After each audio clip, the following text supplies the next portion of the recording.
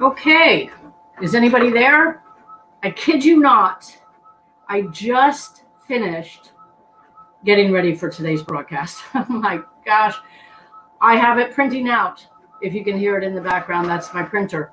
I've got enough to start on here, but I woke up this morning. I actually went to bed early last night because I was thinking it was Monday night, and I thought, oh my gosh, I'm so ahead of schedule. I've done all this research. I'm pretty far into my blog, which if you have not yet taken a look at, I just put that up about an hour ago. So anything we talk about here today is in the blog with all the sources that you will be able to follow. At any rate, that blog was posted today. It's called Shining a Light on Labs is a Pandemic's Best Disinfectants. Okay, so I'm going to kind of get into that and explain what I mean by that as we go on. But if you hear that printer in the background, that is actually my printing out what I want to talk to you about today in the podcast. So I went to bed early last night thinking I had all the time in the world, and I woke up this morning and realized it's Wednesday. So I've been on fast track all day long trying to wrap up my blog and get the information all condensed into a format that we could follow here in the podcast. So I'm going to be talking today about something called GOF. And that's something you haven't even heard about in the news yet. Wait till you hear what this is all about, because it all has to do with the Wuhan lab and how everything leaked out of it. And you're going to learn so much today that you haven't even heard of. But I want to just take us a minute here to thank a few of the members of my Facebook group. And if you're not a member, please come over and join Rules for Deplorables group on Facebook. But now I've got people sending me information and doing some of the research for me, and I just absolutely love that. Hi, Tammy and Dan. Thank you for joining. I appreciate it. This week I figured out how to get that StreamYard ribbon off of my, I didn't realize that was going to show up last week, but now that's off. So I'm actually getting better every week. But thank you, Tina Marie. I want to give you a special shout out, and Anna Hammond, along with Matt Hoover and Missy Schultz. Thank you all very much for sending me some critical information that some of which I've interwoven into the research that I did for my blog. So if you haven't seen my blog, I put that up about an hour ago at the deplorablereport.com. The blog is called Shining a Light on Labs is a Pandemic's Best Disinfectant. And we're going to find out how so much intrigue involved with the Wuhan lab, the institute there, the level 4, which is the highest level for a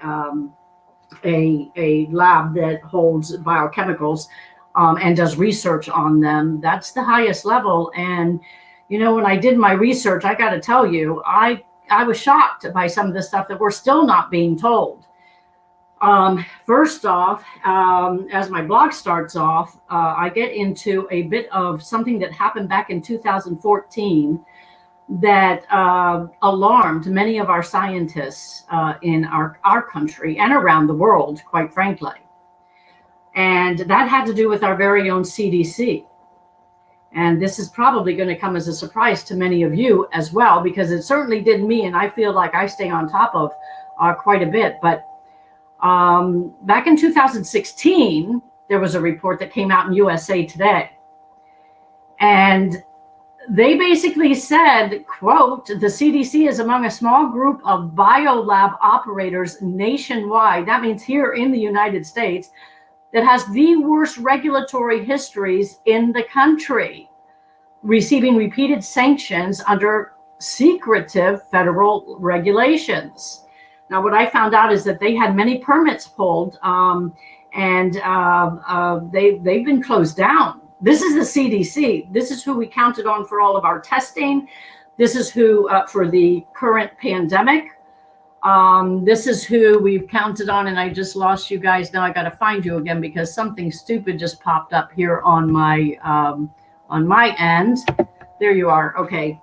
Anyway, so the CDC was investigated by USA Today, and I applaud them for this because they, for 2 years, since 2014, they started filing FOIA requests on some lab accidents that occurred. And I mean some really bad accidents. I'm talking about accidents with anthrax, Ebola, and a series of them that happened even with SARS viruses that they had. I mean, these were weird, that should never have happened, like packages were sent to other labs around the country that contained very infectious diseases.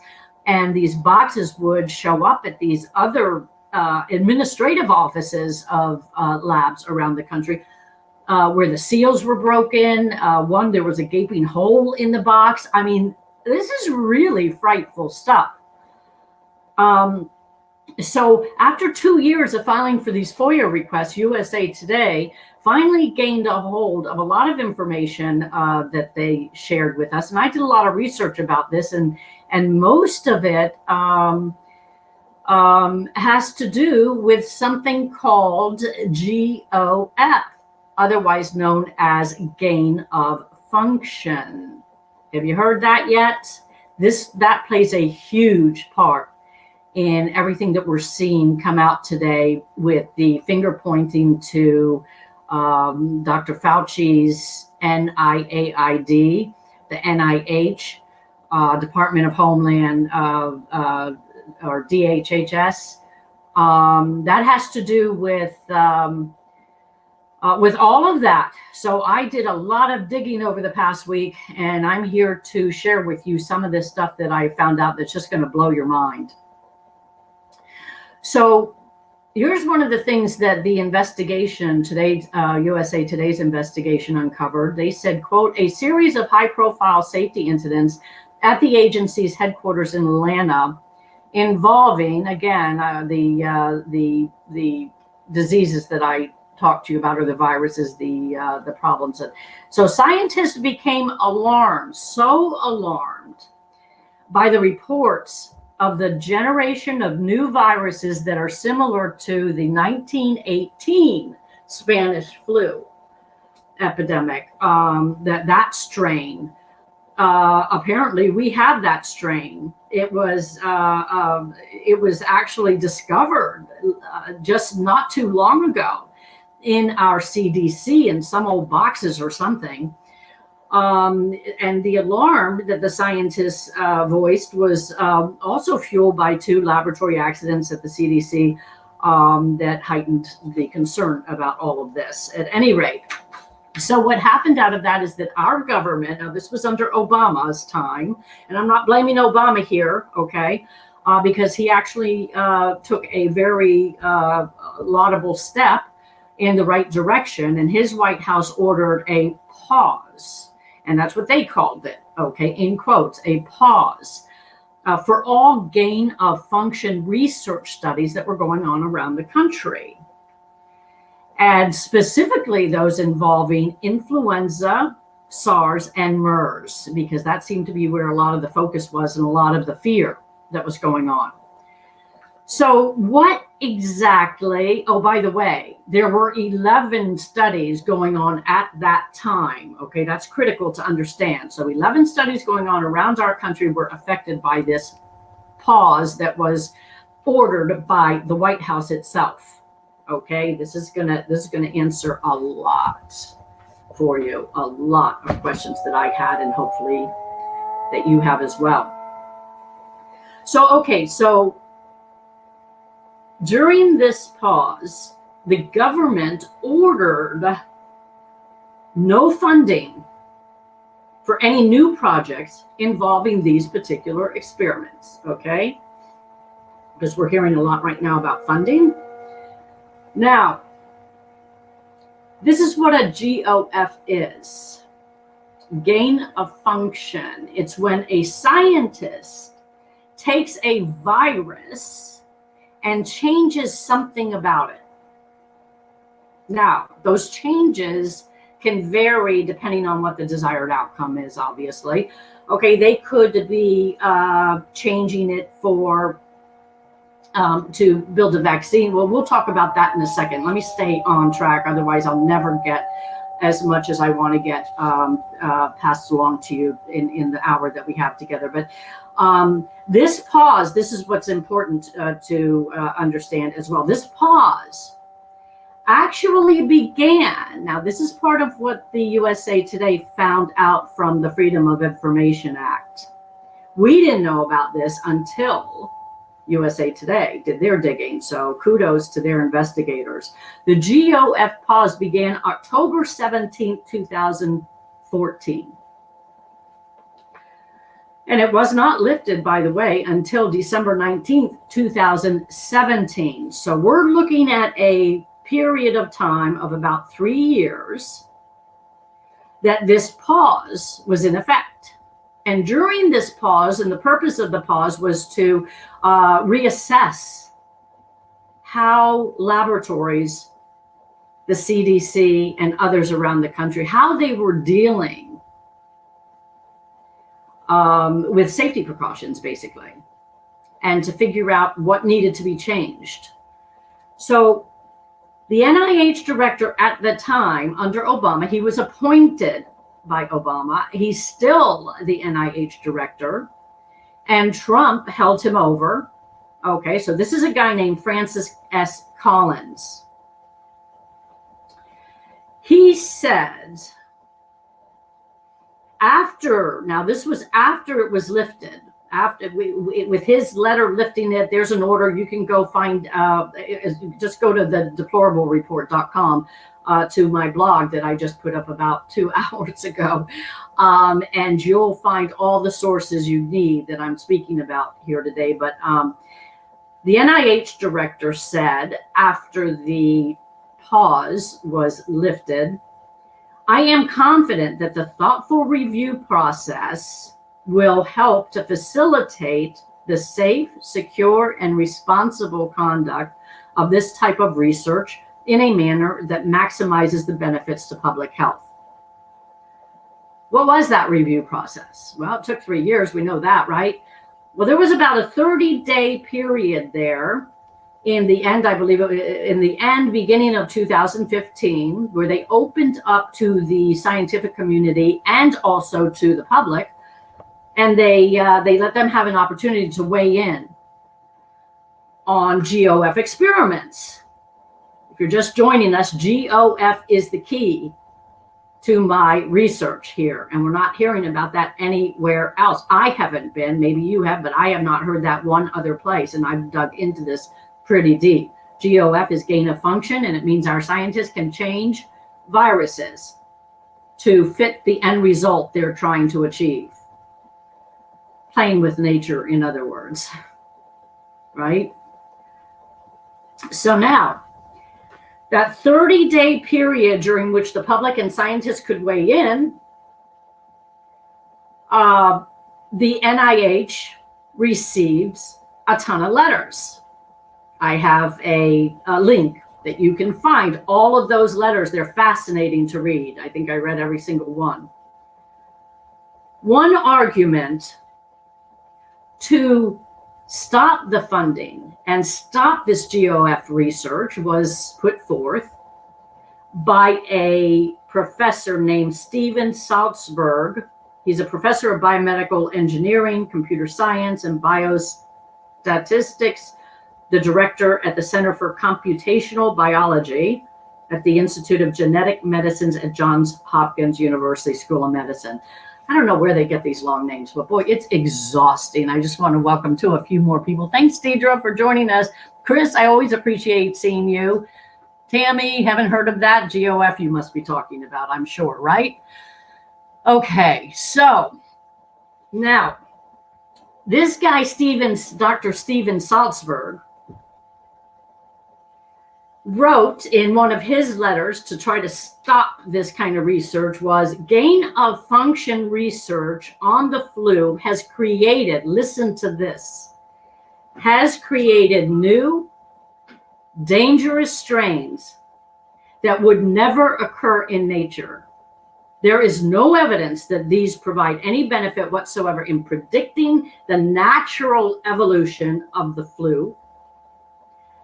or to help design vaccines or aid surveillance in any way. And by the way, vaccines is the number one reason given for people who believe this GOF research should continue. Because if scientists can figure out a way, now you got to really listen close to this, because this is going to get pretty convoluted, which is the way the left always loves things. But vaccines, if they can change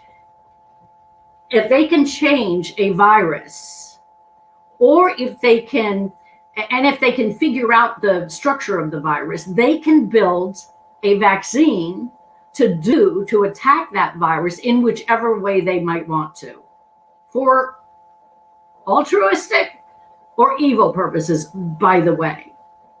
This gets into some really science fiction type stuff that heretofore most of us have only seen on TV.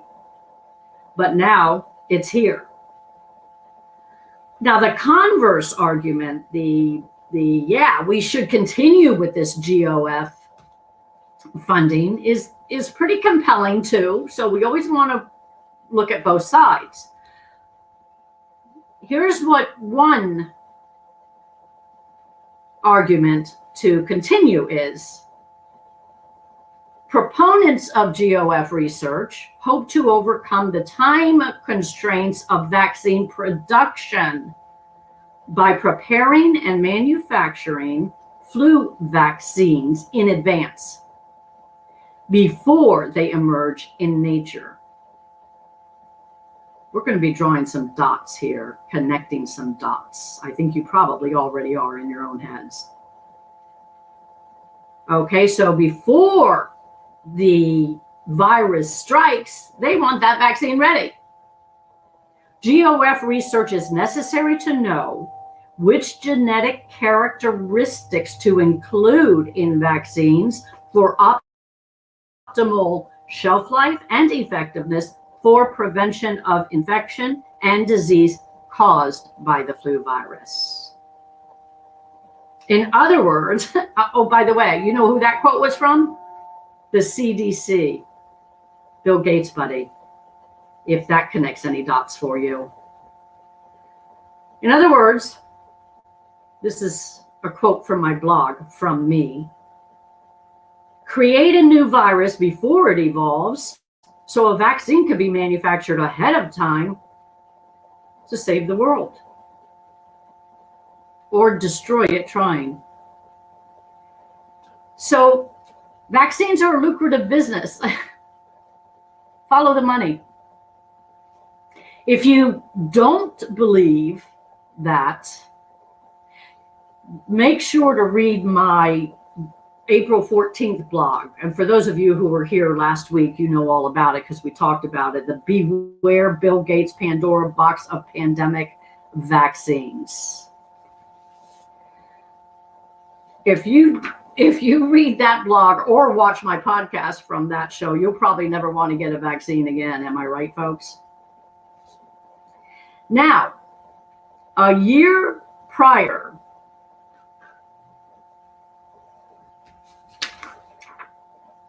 oh, I'm sorry. This is what happens when you're in a hurry. Let's go back to, I want to now talk about the construction of the Wuhan lab, because this also gives some pretty good clues as to what happens when you're in a hurry. It started, the construction, the whole concept, everything started in collusion with the French, which is usually how these things kind of can get started. I'm sorry if I'm offending anyone from France, but it does seem like they have their hand in an awful lot of these nefarious type of, well, we'll leave it at that, shall we? China began, along with the help of France, and I suppose it's good that France was there to kind of help them with safety protocols and that sort of thing. But they started building this, what was to become a level 4, the highest security lab there is for viruses, especially, and any kind of, what's the word I'm looking for? Biochemicals, basically, bioviruses or or any kind of endemic type of pathogens. That's the word I was looking for. So they had problems from the very beginning. And it was not actually until 2014 that they were finished with construction, shall we say. And it wasn't until 2018, this is kind of odd, 4 years, for 4 years from 2014 to 2018, that they weren't yet open for business officially. And it's odd to me, because I don't believe in coincidences, that 2014 to 2016, 17, 18, 17, right? The end of 2017 is when the ban was lifted. So all that time, for 4 years, the construction was done, but they weren't open for business. So what the heck was happening in that lab during all that time is a question we should all be asking. And especially once I get to the rest of what I have to share with you. So even before the lab opened, scientists all over the world were voicing their concerns. One was a guy named Richard Ebright, a molecular biologist from Rutgers University out of New Jersey. He reminded the world that a SARS virus has already escaped from the labs in Beijing. And I wrote about that back in March in one of my blogs. So it escaped, but it was contained, thank God. But if the scientists have made the point that if the work wasn't sloppy to begin with, it would not have escaped. Now, I'm judging our CDC just as harshly as I'm judging the Chinese lab, and we all should, because apparently our own CDC has done some of this same stuff. And this should be a wake-up call to us as well. So another gentleman, the founder of a consulting company called Chrome Biosafety and Biosecurity, made another concern vocal, and it was really based on the secrecy in China. And he had a really good point that I honestly hadn't thought of, but that's what brought me to the title of my blog, Shining a Light on Labs is a Pandemic's Best Disinfectant. Because what he had to say is that, quote, an open culture is important to keeping BSL-4 labs safe. And he questions how easy that would be in China.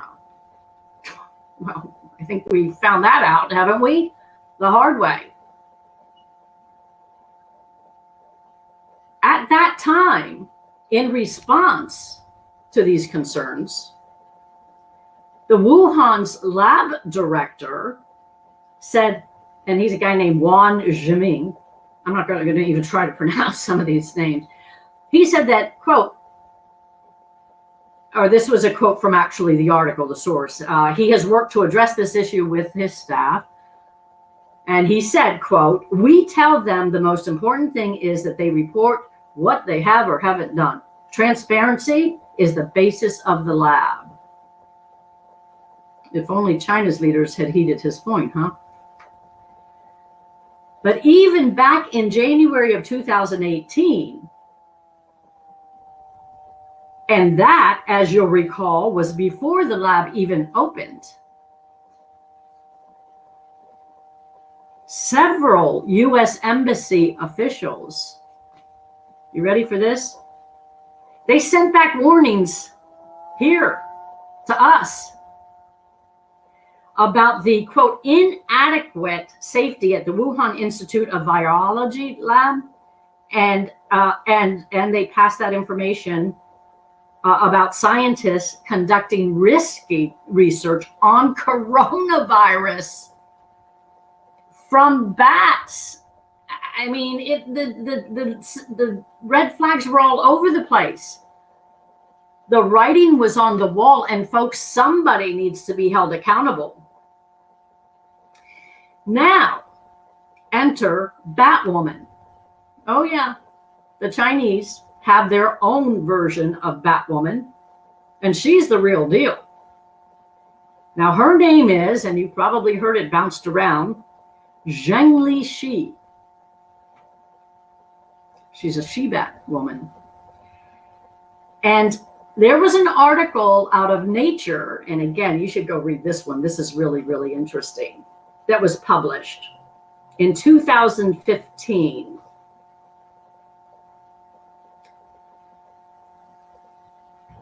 It was all about an experiment by Batwoman. I'll just call her Batwoman from now on, okay, because it's so much easier. That, and this is a quote from the article, created a hybrid version of a bat coronavirus. Remember, this is back in 2015, 5 years ago. And the author of this article says, it was one related to the virus that causes SARS. And it has triggered a renewed debate over whether engineering lab variants of viruses with possible pandemic potential is worth the risks. You think? Stay right there. I got to get the rest. Remember, I told you I was printing out the rest of this. I kidded you not. Hang on one sec. Because there is so much more to tell you. Okay. Now, that experiment was entitled "A SARS-like Cluster of Circulating Bat Coronaviruses Shows Potential for Human Emergence." Is that not fascinating? Now, that tells me, though, that human emergence was not yet possible, right? Because it says the potential for human emergence. That study was published on November 9th, 2015. These dates are really important when you put them side by side with the GOF, remember, gain of function. When you put that in conjunction with the pause in funding, we have to know the dates to know if any of these research experiments were done after the point our government said no more. Now, it's important to note that the terms of this pause basically told scientists that if they were already in one of these 11 experiments that had already been approved for funding, that it was really kind of up to them until their funding ran out. So they were able to use that funding. It was a voluntary, our government said, we'd like you to stop, but you've gotten the funds, so we can't really make you stop, is basically essentially what the letter said. And you can find the letter too up on the deplorablereport.com website. But so they basically were encouraged, highly encouraged, to stop. We know now they didn't do that. Okay, now, according to the author of that Nature 2015 article, the argument was essentially a rerun of the debate over whether to allow lab research that increases the virulence, ease of spread, or host of range of dangerous pathogens, what is known as gain of function research. So they're telling us that this study brought up an argument now within the scientific community about GOF once again. His article, by the way, is entitled "Engineered Bat Virus So he's already saying that that virus was engineered in that study. Engineered bat virus stirs debate over risky research. Lab-made coronavirus related to SARS can infect human cells. So what he's saying is that they've already done the GOF. They've infected the bat cells with human cells, they've made the virus capable of entering into human cells. That's what that study apparently accomplished, according to this author of this article. Now, that article, curiously enough, was edited twice. I found these two edits in it that really kind of raise your eyebrows on why they would edit it with this new information. Because always, whenever there's an edit done, you know there's a reason behind that edit, right? Okay, so the first edit was done the next day after the article appeared. And it basically says that the authors of the study, so the scientists, let's say, they edited it to read that a funding source was omitted by mistake. That funding source was USAID. We all know USAID, right? That is a heavily influenced George Soros governmental under the State Department organization. And I've told you guys this before, that in my book, and if anybody is joining us and is not familiar with my book, Rules for Deplorables, a primer for fighting radical socialism, it takes all of Saul Alinsky's Rules for Radicals tactics that's used by the left to transform our country to socialism.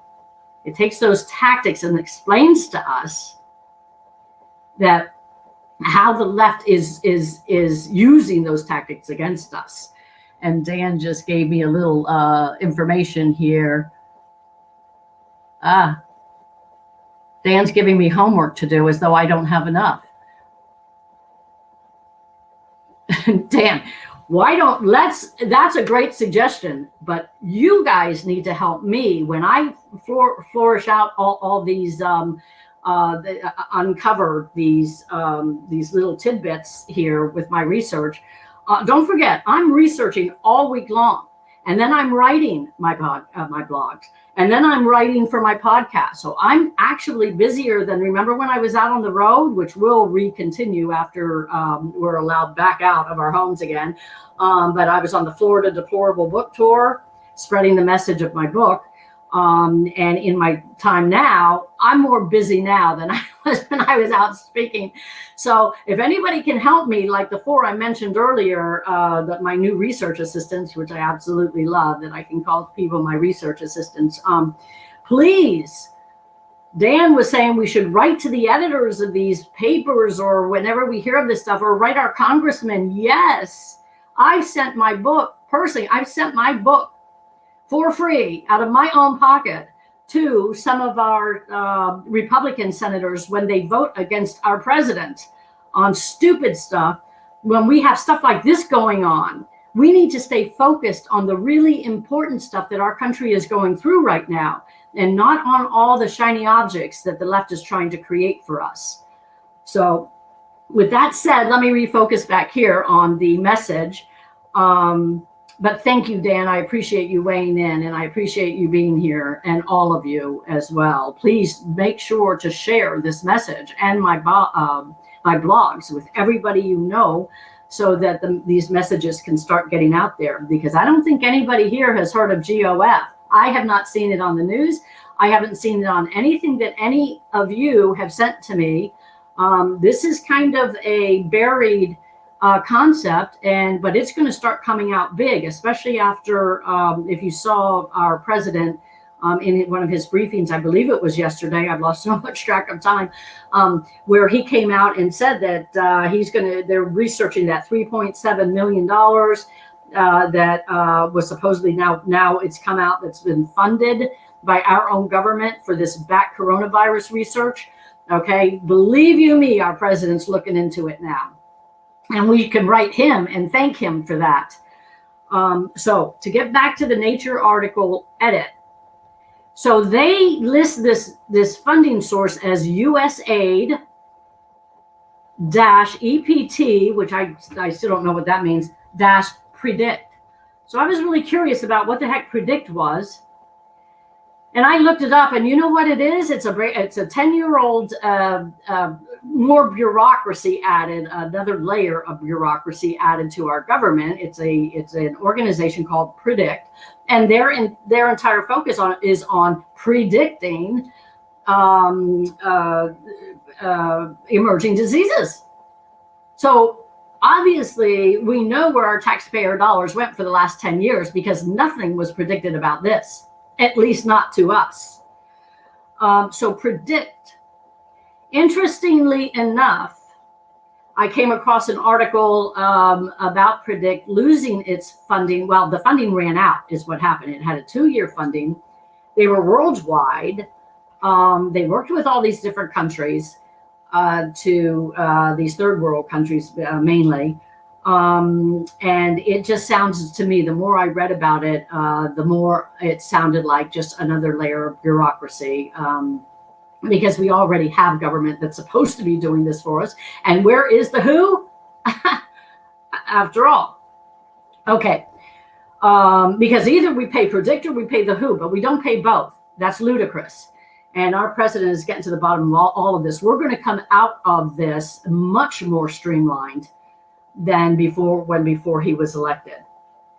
Now, that was one of the edits in that Nature article, but listen to the second one. This is a very interesting one. That edit was made back in 2015, right? However, the second one was only made March 20th of this year. What could that have been about? You're going to love this. The editors of Nature wrote this, quote, "We are aware that this article is being used as the basis for unverified theories that the novel coronavirus causing COVID-19 was engineered. There is no evidence that this is true. Scientists believe that an animal is the most likely source of the coronavirus." Yeah, that's right.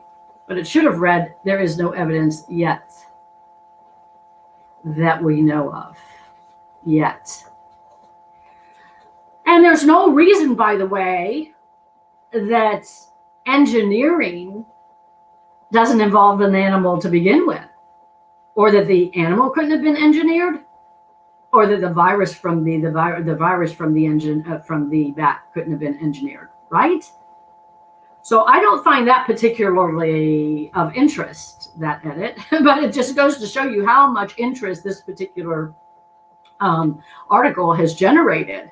And I just kind of came upon it just through my research, and it was just one of those things that pop up, you know, that's the rabbit hole I was telling you about. I get into these rabbit holes, and then all of a sudden another thing opens up, and I get totally lost in my research. Now, this is another interesting point that the author of the Nature article pointed out. Remember, this was written back in 2015 after the Batwoman's 2015 study. Okay? He cites a virologist from the Pasteur Institute in Paris who points out that the researchers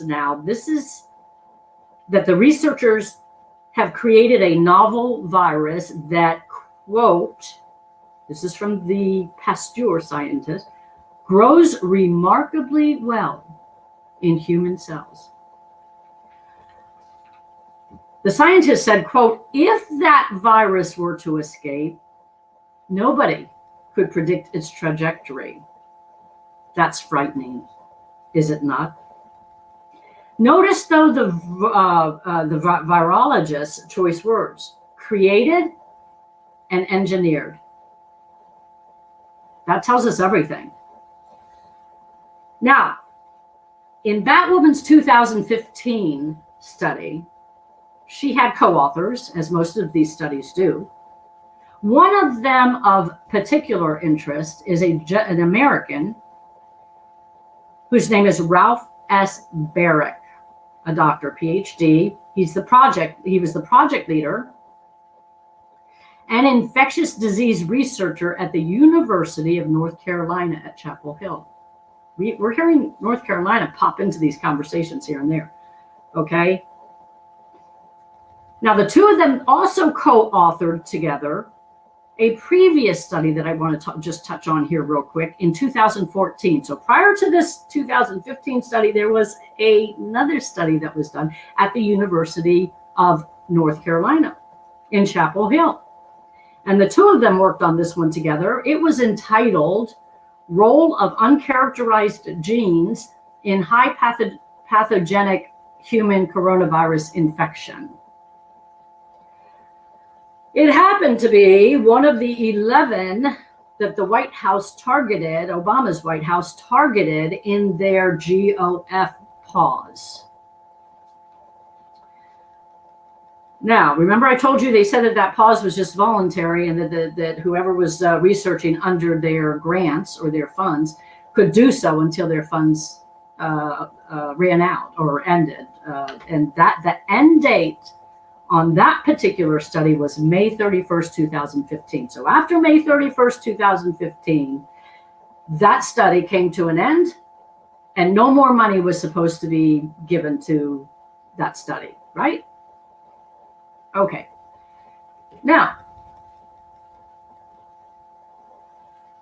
that study in 2015, by the way, the study, or going back to that study in 2015, these studies have something called acknowledgements, and they acknowledge where the funding came from. And the 2015 study acknowledged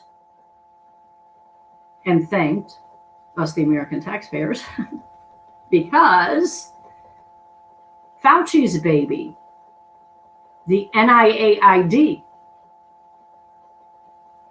granted that award. That award matched exactly the award in the 2014 study that they acknowledged in that study. So in the acknowledgments of the 2014 Batwoman study and the 2015 Batwoman study, both of which this doctor from North Carolina co-authored, shared the same award. Now, I am not a scientist and I'm not pretending to be one, and this could be just the way it's done. But that same award number happens to be shared in both studies. Okay, so let's just say for the sake of argument that that's the way it's done, or that the two studies were commingled back before this pause from the White House came down, and that they were both perfectly legitimately able to work on these studies. Let's assume that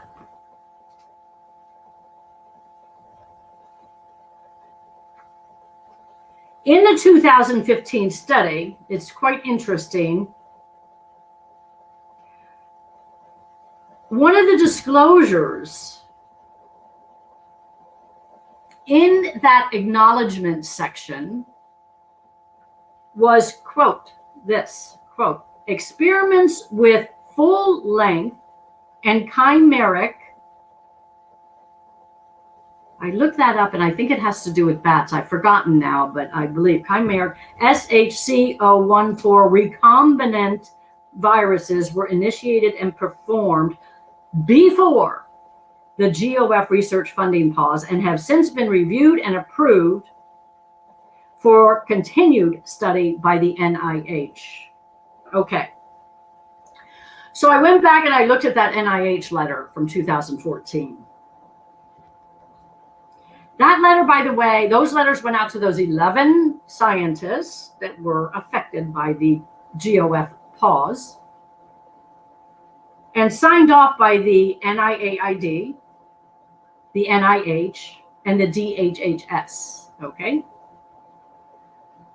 And it did state, these, quote, these plans are for the currently active budget period,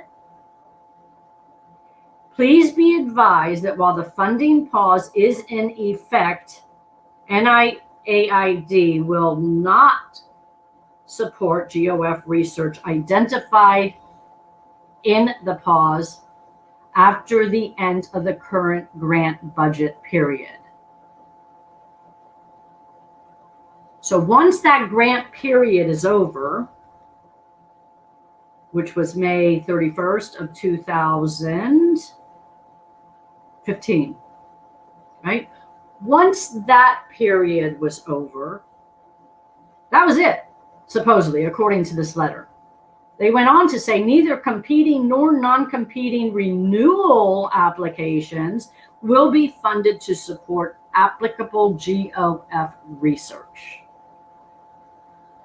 Now, President Obama's original order read, quote, the U.S. government will not fund any new projects involving these experiments. That's pretty bold.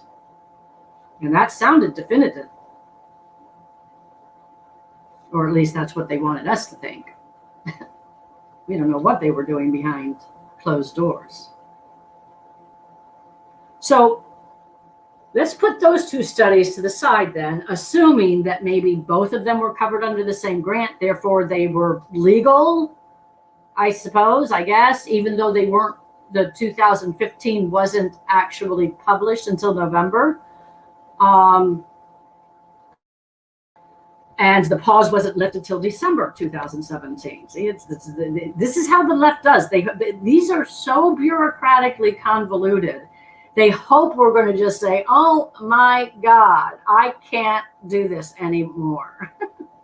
I can't follow this. That's what they're hoping for. Don't you dare fall into that trap. We cannot. We're in this mess today in our country because we have all dropped the ball. It's time to pick that back up. So now I'm going to throw in another curveball, and this one has to do with a new Batwoman study in 2017.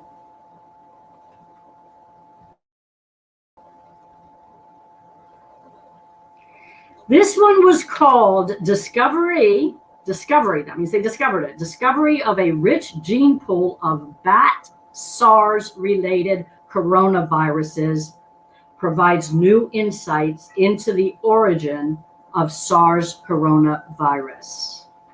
So they found the origin of SARS-related coronaviruses with this rich gene pool that they discovered. Okay, that was published November 30th, 2017. Just prior to the lifting of the GOF pause. Guys, if you get lost on this, please, I beg you, go to my blog at thedeplorablereport.com where you can really study all the dates. And I mean, it took me forever to write this in a way that I could relate it back to you or understand it myself. I'm not a scientist. So this can be all very confusing. And obviously we can't trust the CDC as much as we'd love to. We found that out with the bungled testing rollout. And now we're finding it out about their bungling of infectious diseases. Now, my question in my blog is this. If such bats were indeed found,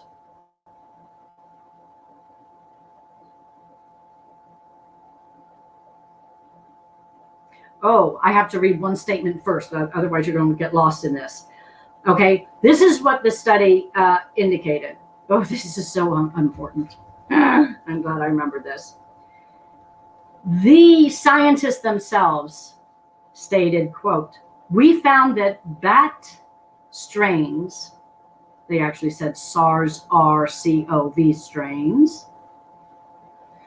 with different S proteins. So they found bat strains that can all use the receptor of the SARS-CoV in humans, the ACE2, which I am hearing that coming out in the news, for cell entry. So what that really means is that they found bat strains that could be used to enter human cells. That's the transmissibility factor that they were looking for. Suggesting diverse SARS-CoVs capable of direct transmission to humans are circulating in bats in this particular cave where they found it. So they had to go to this cave. They had to find bats. And how did they find out that they were transmissible to humans? I'm guessing they had to either take their poop back to the lab or the actual bat, right? From everything that I've read. Now, why would they go in search of bats that could infect us if we're not being infected? I did do some research on that and found out that their reasoning behind that is that there's so much growth going on in some of these countries where people are moving into areas where these bats are naturally located. And the question needs to become, well, why are they doing that? Instead of taking an opportunity to infect the entire world. Picture is frozen. I'm getting a comment that picture is frozen. Can somebody else let me know if you're seeing me or not, or if it's just on his end? Somebody chime in, will you please? Let me know that this is on for naught. Sorry about that, Chris. I can't help you there, and I'm just hoping that everybody else is able to see. I'll be taping this and putting it up on YouTube anyway. It's not frozen for me. Thank you, Deidre. Okie dokie. So to get back to this, that should shock everybody what I just read. What I just read is basically saying that the scientists found finally in 2017, back then, this is going to be important for a little bit later, so follow me. They found bats that had a protein or a strain that was able to get into our bodies, in layman's terms. Okay, now, my question is, how did they get that back to the lab? Okay, let's assume that picture is moving now. Thanks, Richard. Great to see you here, Richard Downey. Appreciate you chiming in. Okay, so they had to either bring that strain, that virus, whatever they found in the bats, had to get back to the lab because they had to study it, right? Now, again, I may be showing my ignorance here, but it's certainly, if anybody is a scientist out there, straighten me out. Somebody wrote a long thing. Okay. All right. So here we go. Now, when they brought that back to the lab, my question then is, doesn't that open up a whole can of worms about all this talk about, well, yeah, then I guess a lab worker could have gotten infected, and that lab worker then could have carried that virus out of that lab unwittingly. I don't even want to go into the wittingly thing. That might be next week's podcast because I've got a lot of questions there. But let's stick with the unwitting, that this was all a horrible mistake. So either it could have gotten out like that, or from the research that I've done, it has been known in these BS3 labs, like in Beijing, that workers who are very low level will take these animals that have been tested on, and they're supposed to dispose of them with certain protocols, safety protocols, but instead they can make money at the wet markets. Yeah, believe it or not. So this is another concern with the wet markets. Okay, or the third possibility that nobody's talking about is that these pathogens could have been engineered, tweaked for gain of function, GOF. And that gain of function Could be good or bad, by the way, folks. You can do a gain of function that limits the virulence of the virus so that no human being can get it. So we can't think gain of function is a totally bad thing, but what's the risk? And what was it being used for? We know it was used in these studies. They've admitted it in their studies. Our government, the Obama administration, and by the way, I saw something just before I got on here. If you want to do the research, you can do it. I just didn't have the time to pull it up. That the gain of research was started under Obama in 2012.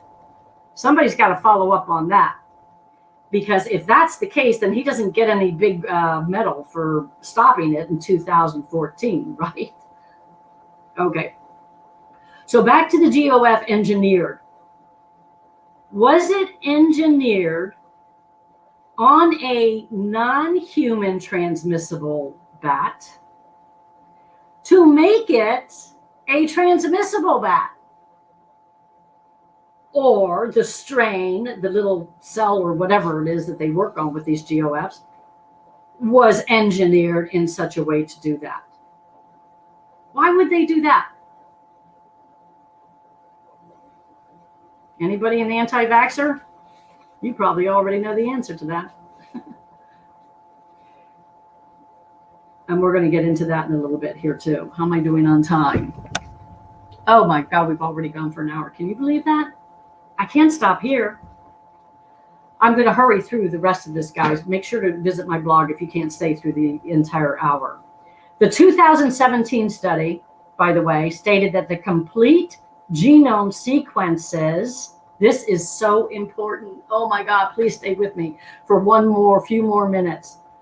The 2017 study said this: the complete genome sequences of the 11 bat SARS-related coronaviruses newly identified in this study have now been deposited in the GenBank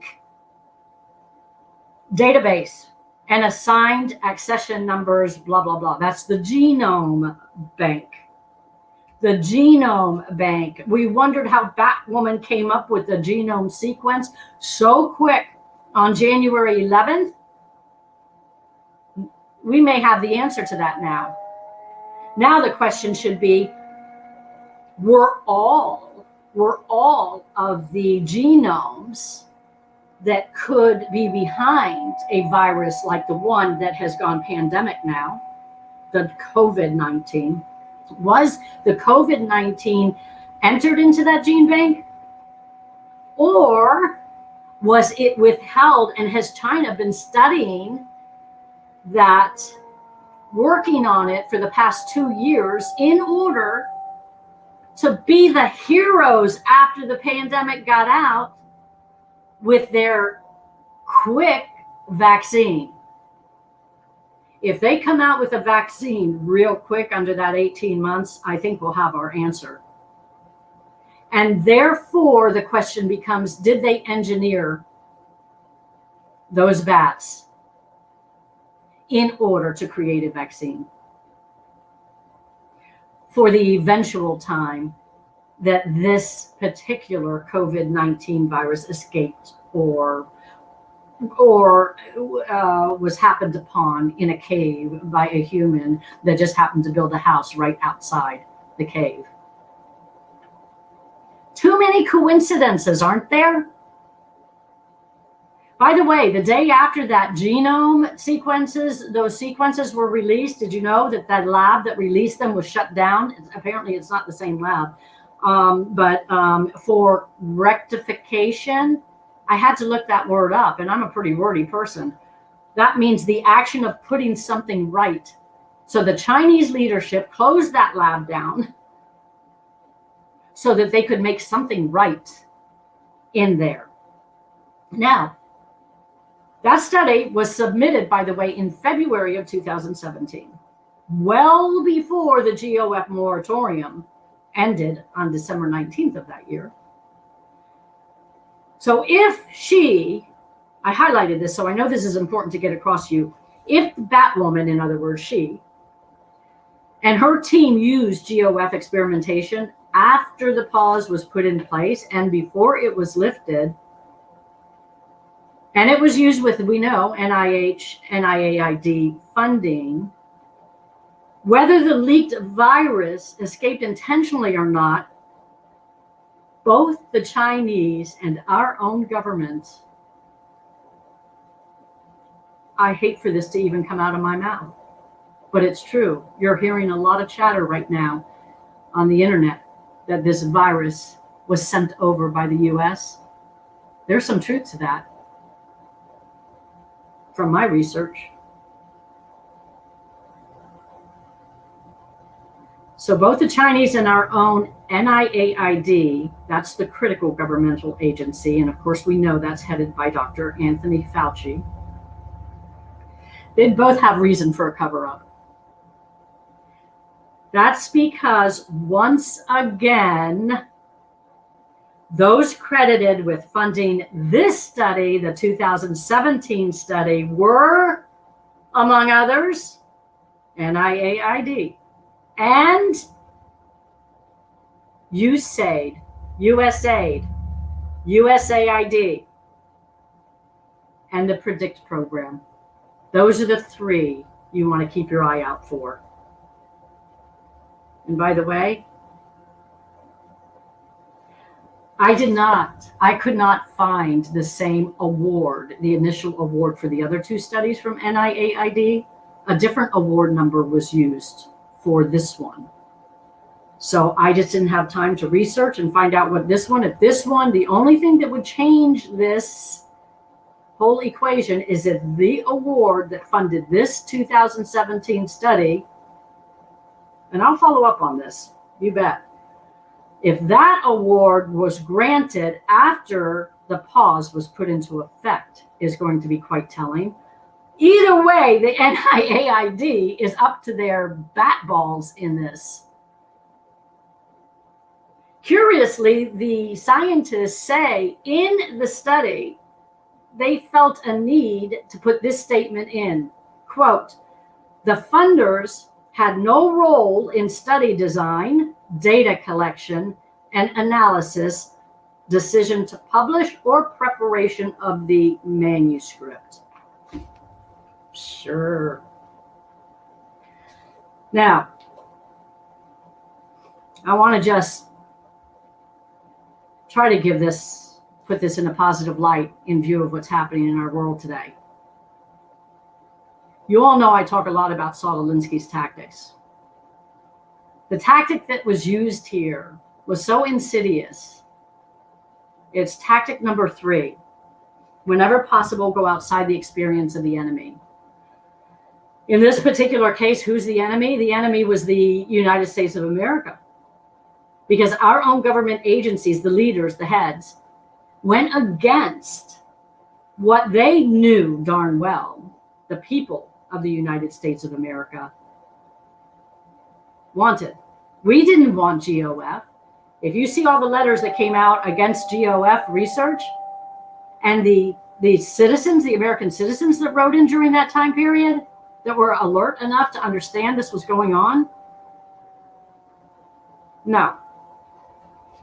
The good news, though, is that all the globalists that are responsible for this mess that we're in, and I'm talking about Bill Gates, George Soros, the United Nations, the WHO, right, the CDC, the NIAID.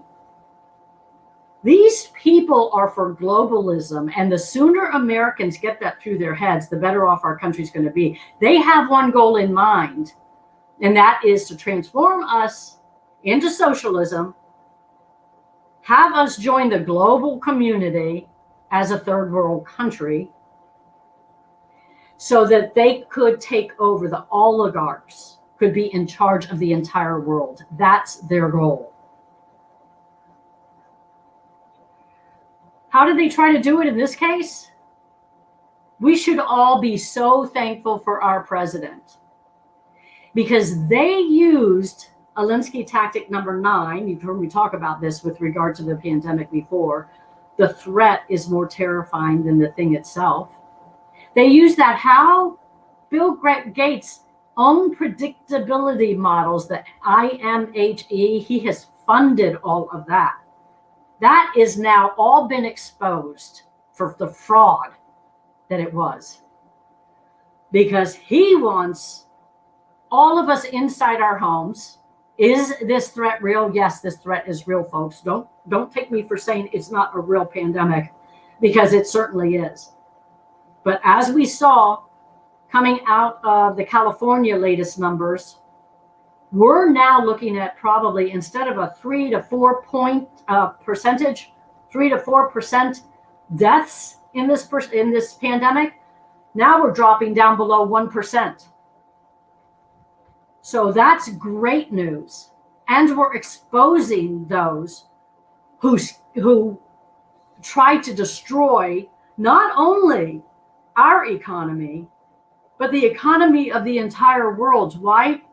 Because if that should happen, then they, the oligarchs, the globalists, could step in and say, oh, you poor people, now you're starving. I just saw on the news before I came on here about the big starvation going on worldwide. Now they'll come in, USAID will come into the rescue with George Soros's money, because that's what they're backed by.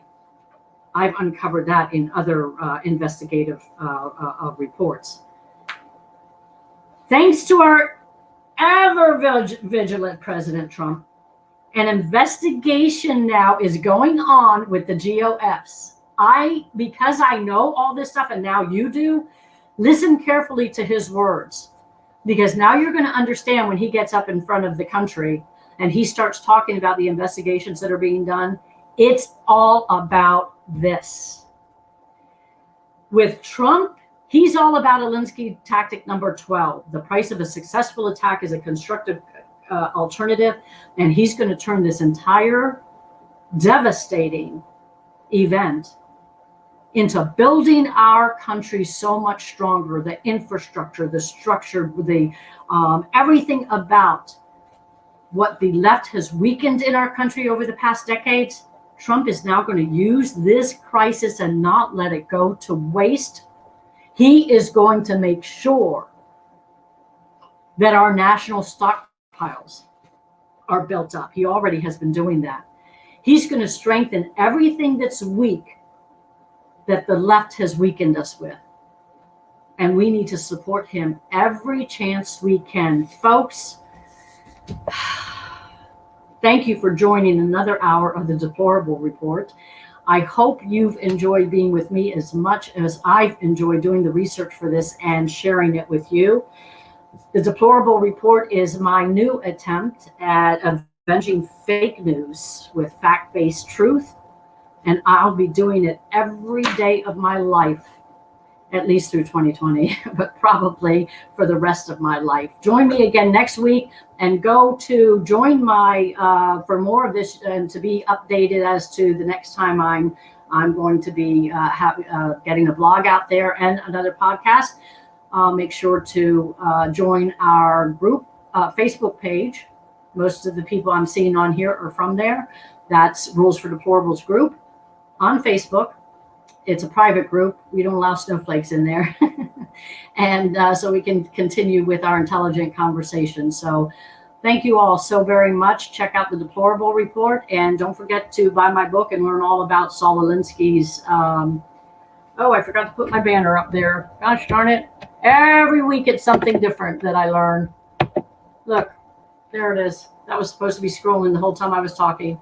Folks, you can order my book through Amazon, or it's available worldwide through Barnes & Noble, all your favorite retailers, in Kindle, as well as paperback and audiobook.